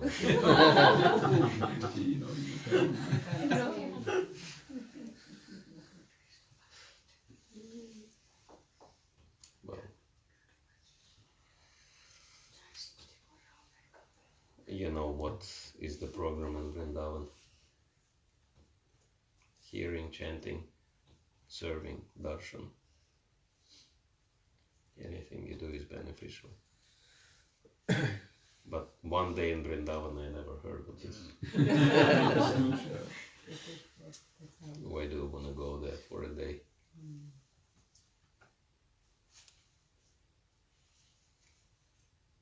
All right. Anything else? miss this, Maharaj. We need more evenings like this. We are going to miss this. Maharaj, we need more evenings like this. When you are coming back. Depends on. That is the next question.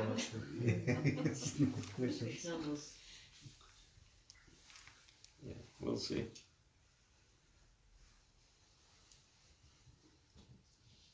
Depends on Krishna.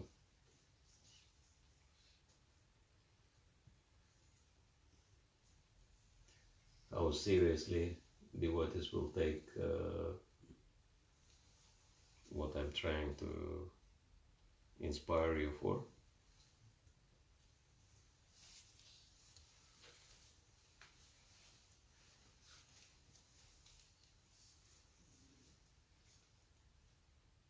All right. Anyone else has anything?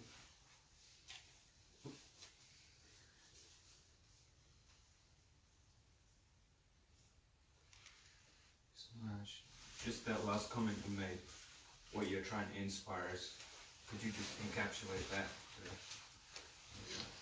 Well, inspire devotees to take a little more responsibility for your life, and yeah, moving in the direction of self-employment. This is the first step, and thinking of how to connect your occupation to serving Krishna. That's the second step, right?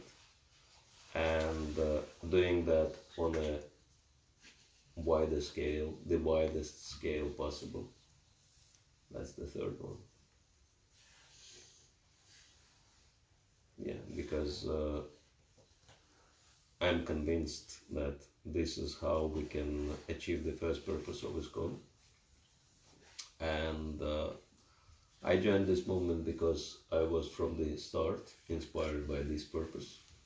And I believe many devotees also have the same inspiration, that, you know, I'm not just joining some strange cult with no future, but it's,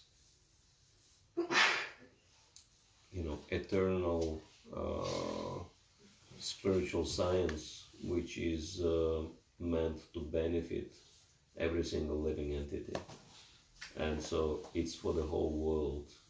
And yeah, we're not actually doing that.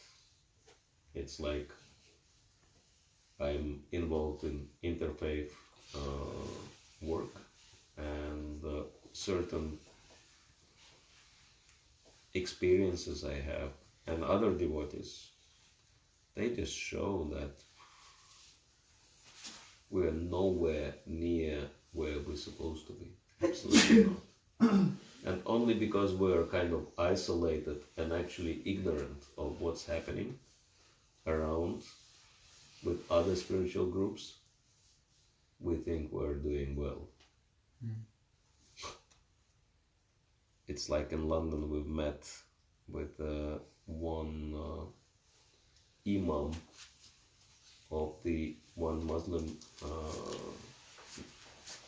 denomination there called Ahmadiyya Muslims, and they are probably the most broad-minded and peaceful Muslim group you can ever imagine, because they also like recognize Krishna, and they're very peaceful. Well, they got inspiration, I think. Yeah, their roots are from India, and they're most widespread in Pakistan. And we knew that they are very badly persecuted. And so when we met with them, and this imam was telling us about, you know, the level of prosecution, that so many terrorist attacks are targeting their mosques, and so many people died, and it became so dangerous that... Sorry, Maharaj, is this happening in Pakistan, or is it Yeah, happening Pakistan. in Pakistan? But all over the world actually, that he said in Islam there are 52 denominations and all of them disagree with each other on everything. But one thing they totally unanimous about, and that thing is that Ahmadiyyas are not even Muslims and they have to be eliminated. So this is like one thing, they have one common enemy, that this particular group, they all hate Ahmadiyyas just for one thing. They're like really strict Muslims. The only thing which differs them from everybody else, they say that yes, Muhammad is very special prophet, but there were prophets before Muhammad, and after Muhammad there will also be prophets. And for that particular thing, they're absolutely hated and killed by other Muslims. And so he said our chief, our main man, Caliph, they're called, he had to move to London because it became so dangerous in Pakistan for his life. And he said even in UK, there have been so many cases of, Ahmadis being killed by other Muslims. And so they're like so badly prosecuted all over the world, including UK. And when he described that, I kept thinking that, they must be really small. That probably this mosque is the only mosque in London and probably in the country. And so I actually asked him, do you have any other mosques? Or this is the only one? He said, no, this one is the smallest. We only have 3,000 people in here, the smallest in London. And in the city we have maybe 15 mosques. And I just couldn't believe it. And I said, what about UK? He said, yeah, no one really counted, but must be around 60 or so. And Jayani Prabhu, he's temple president in Central London Temple, he said, it's unbelievable. We are so proud of ourselves. We have 3 temples in London. And they have 15 mosques. And no one's even killing us. No one's prosecuting us. We are free to do anything we want in the country. And so, you meet with this kind of spiritual leaders and you start thinking, what's wrong with us? No one's obstructing us in anything. And there is no growth, there is no development. What to speak of other groups? Like in Japan, there is one Buddhist group, new religious movement. They've actually started later than us. Sometime in 70s they've started, I think. I have to check. But we were invited to one of their temples in Tokyo. And it's like marble palace, really beautiful. And we were asking, so how many do you have centers, other centers in Tokyo? He said, yes. 300 temples in Tokyo alone. In Japan, 6,000. In the world, 10,000. Right? And not just, shacks, just amazing places. Very beautiful, like museums. So it's like that when you are exposed to a bigger picture, you think, what's wrong with us? Are we really doing anything for the first purpose of ISKCON or not? And so, yeah. And we got the best message for humanity. Yeah. Even Ahmadiyya, they help each other, all the devotees. Yeah. Even with the money, they don't charge interest. And then they say, once they give to someone for the start business, they, yeah, as Maharaj said, they initiate everyone to do a business. So once someone start a business and business started, they don't have to give back the money. They give to another needy one. So how they help the community. Even Narendra Modi, in the Prime Minister, he went to their mosque recently. And Narendra Modi said, he helped me in a Hindu Dharma movement. Whenever I said Swachh Bharat is clean India, so they were the first one who started. Yeah. And for the girls' education, they gave a lot of money. Doesn't matter which religion, but they are so liberal. From Saurashtra, originally. Gujarat. Yeah, there are many things we can learn from other groups as well. That's why we're encouraging, because this is one thing Prabhupada was doing very actively, like when we were taking communication course with Anuttama Prabhu. He said, we're doing everything Prabhupada's doing, right? Because Prabhupada is the Acharya, so he showed us the example in everything. We're chanting because Prabhupada's chanting, we're worshipping the deities because he was worshipping the deities, we're preaching because he was preaching, etc., etc., etc., etc. But one thing Prabhupada was doing practically every day is communications. He would meet with influential people in the society, and he would meet with other faith leaders. Is it happening in our society? Do we follow that example of Prabhupada? And so he said, just think about it. Prabhupada and us, what's wrong with the picture? What's missing? Then you will know where the problems are. That this is one thing we are not really doing. Because I know for a fact that in many communities there practically is no communications department. Just doesn't exist. Not a single devotee is involved in that.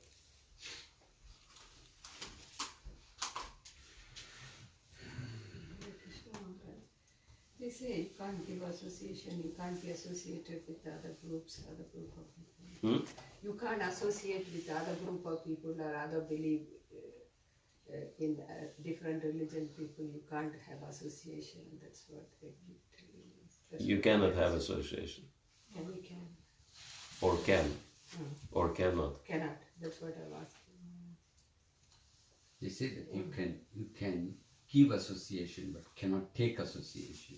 You can't be associated. That is, they worried that we, as neophytes, of course, that you might lose faith in Krishna consciousness, one, or you might get adulterated, or your faith is not strong, for whatever reason. That they say that in the early stages, at least in the neophyte stage, that stay with the devotees. Yeah. Is that the question, or what Yes, exactly? that's That's what the it question. is. So judging from how the situation is, it seems like devotees are in the state of being perpetual neophytes, right? And being very proud of this. Yes, I am eternal neophyte. I'm completely useless and I'm really proud of it. I never did anything for Krishna. Right? I never even, sorted my own life. I'm still a slave of materialistic people. I'm working for a few peanuts. And I never did anything for Krishna. And I'm very proud of it. Proud of my uselessness. Strong words. Hopefully it's a wake-up call for all of us. So yes, of course Bhakti Tirtha Maharaj was saying that to do interfaith, we have to have faith. But actually my personal experience when I meet with interfaith leaders, because these are very mature people, and it's a huge inspiration and always learning something very, very important about Krishna consciousness, because I see them do something we do not do. And I see, you know, where we can improve, right?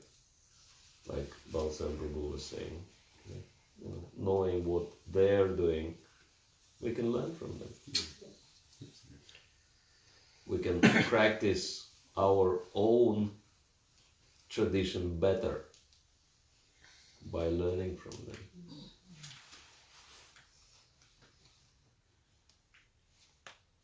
And yeah, it's like with these faith leaders, I mean, mostly leaders, they're very, very mature people, and they show a very good example.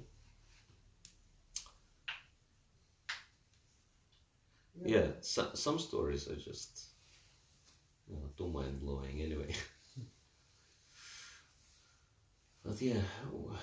Yeah, most of the religious groups are doing very well with the government grants and doing up and most of things. So we are not mixing with most of the people, so we just left out, don't know how to do it or what it is. If you associate with them, we can get some benefit from them. Yeah, I think the two biggest problems we have is that we want to be totally isolated, right? We're you know, self-isolation. That's the first problem. And second problem, gradually we turned into self-serving society, right?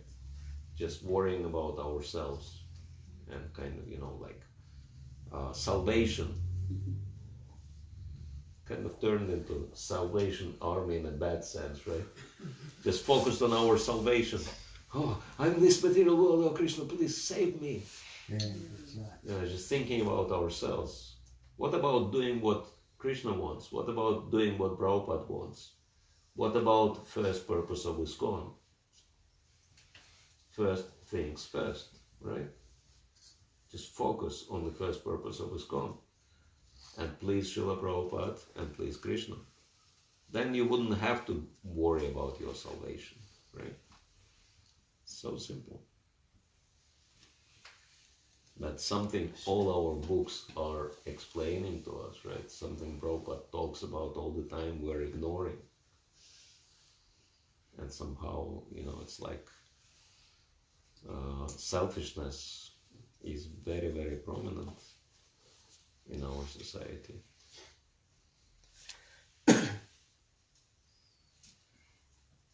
There is one actually very sad story, also related to interfaith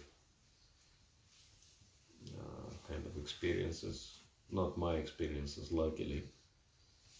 One other devotee, I won't be telling in which country, but also like developed Western country.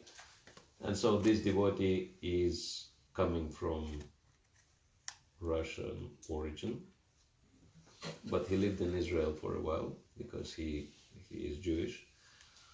And then he married, and his wife, he got married and his wife is in Russia.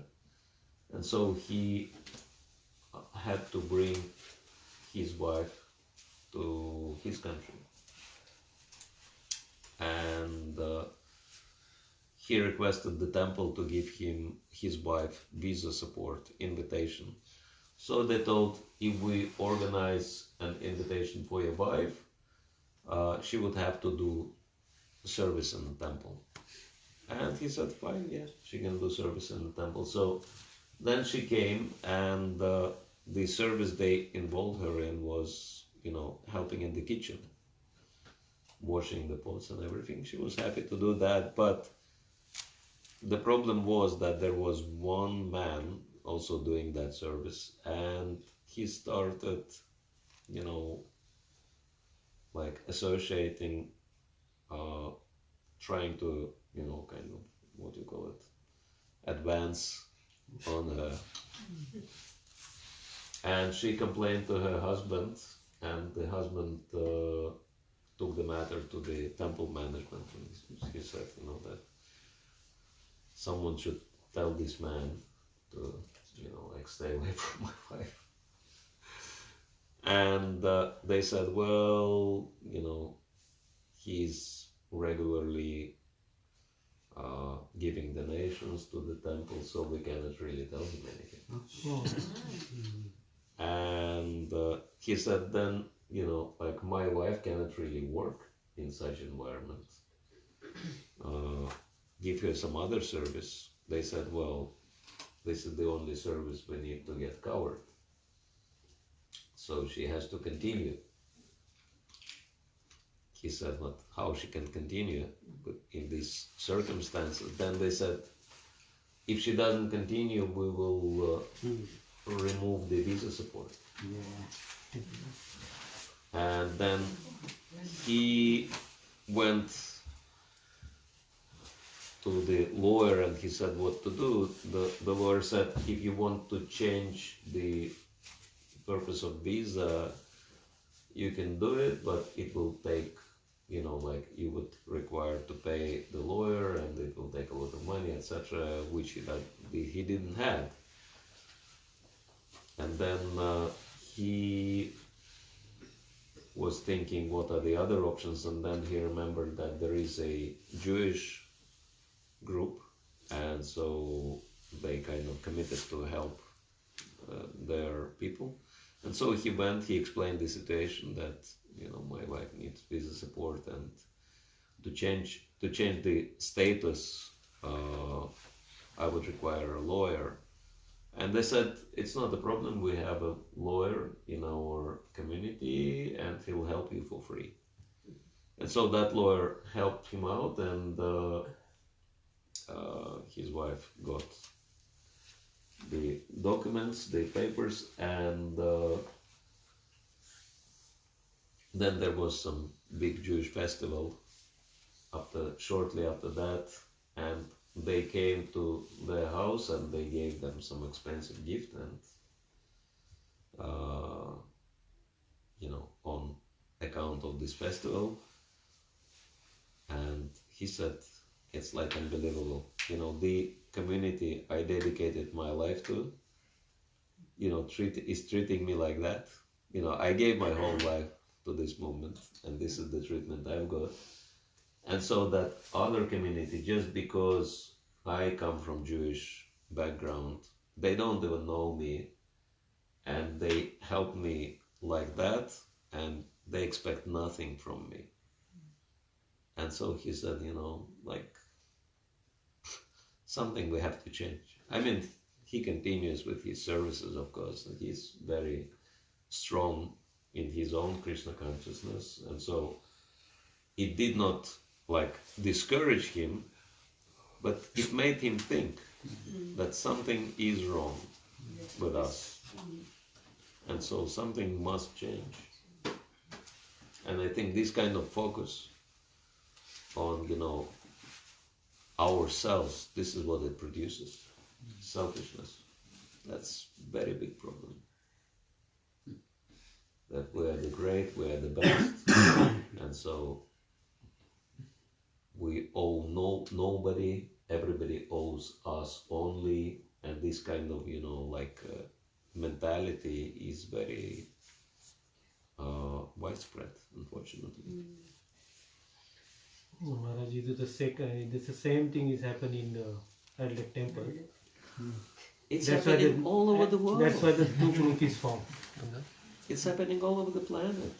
I mean, ISKCON is the same even in Africa. That's why I'm saying something is wrong with our mentality. And so that's why we need to kind of change our focus.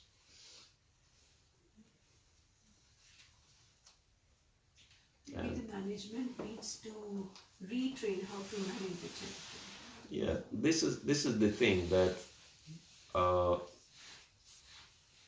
we always know what somebody else is supposed to be doing. That's another disease in our society.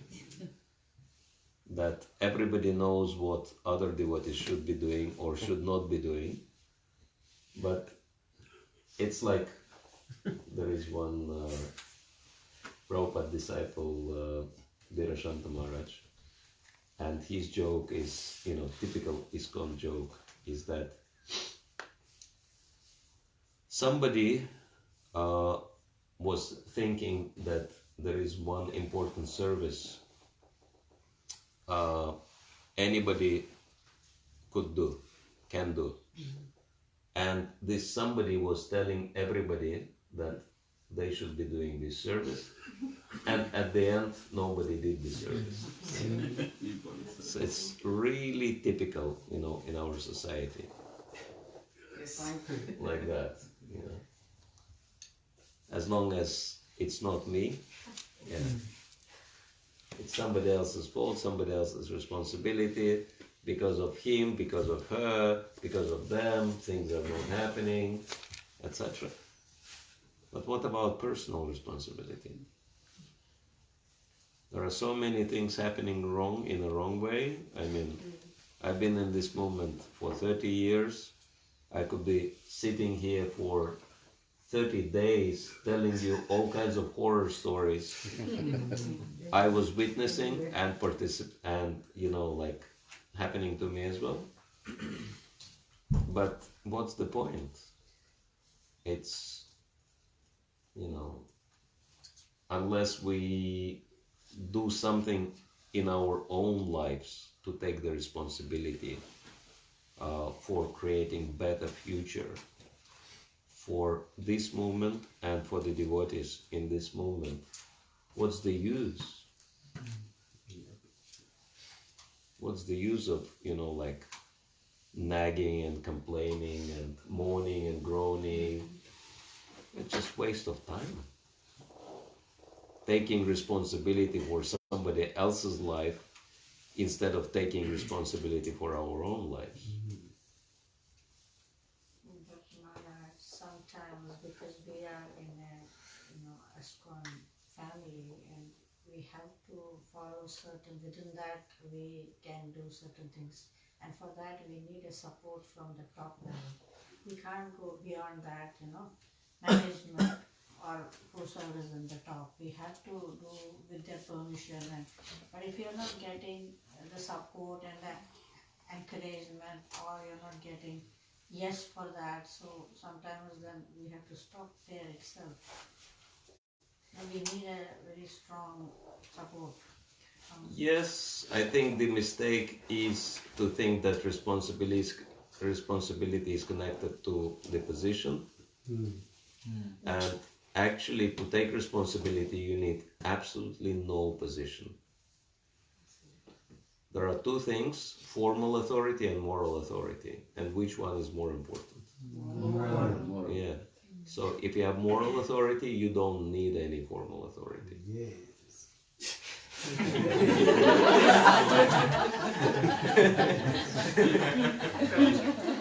I would like to say something related to this. I'm pretty new to the group, and I've been very regular the past few months. And the other day when I was attending your talk on appreciation, you asked the group to appreciate anyone they thought deserves that appreciation. And I looked around and I wanted to appreciate a few people, but I was not very comfortable to do that because I'm not sure who's with whom. And then I really want to appreciate everybody. And I just heard Mataji said there are two groups. I really do not know there are two groups, but I sense something is not right. Everything is beautiful, but when I look around, I was not very, I didn't feel safe to appreciate somebody who's there. And then yesterday when I went to a home program, I let Mataji know that I'm really sorry. Krishna will not be happy with what I did not do the other day.